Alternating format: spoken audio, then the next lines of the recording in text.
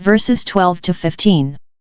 Concerning the disposal of their tithe the third year we had the law before, ch 14:28, 29.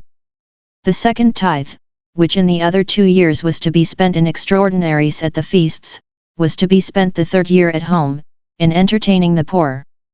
Now because this was done from under the eye of the priests, and a great confidence was put in the people's honesty, that they would dispose of it according to the law, to the Levite, the stranger, and the fatherless, v. 12, it is therefore required that when at the next feast after they appeared before the Lord they should there testify, as it were, upon oath, in a religious manner, that they had fully administered, and been true to their trust.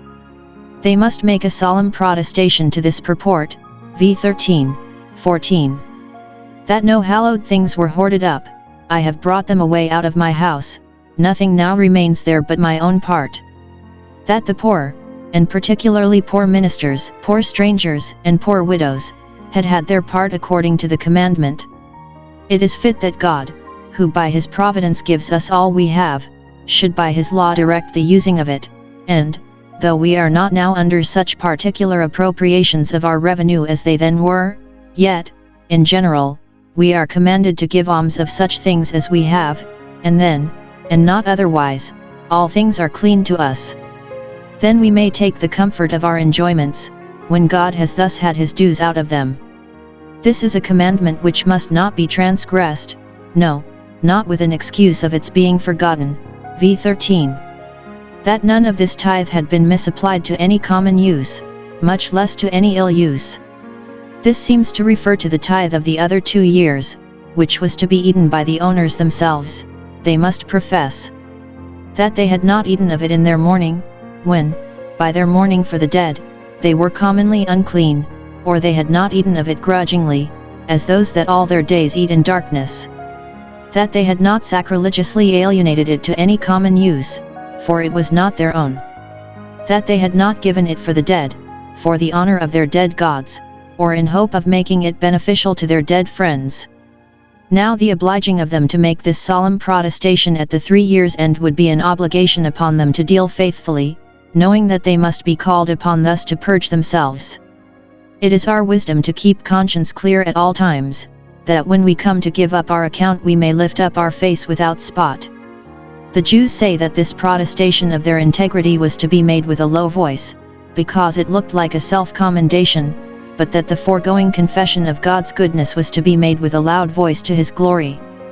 He that durst not make this protestation must bring his trespass offering, Leviticus 5:15.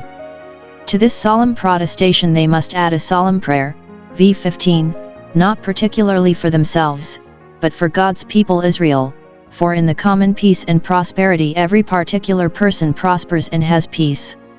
We must learn hence to be public-spirited in prayer, and to wrestle with God for blessings for the land and nation, our English Israel, and for the universal church, which we are directed to have an eye to in our prayers, as the Israel of God, Galatians 6:16.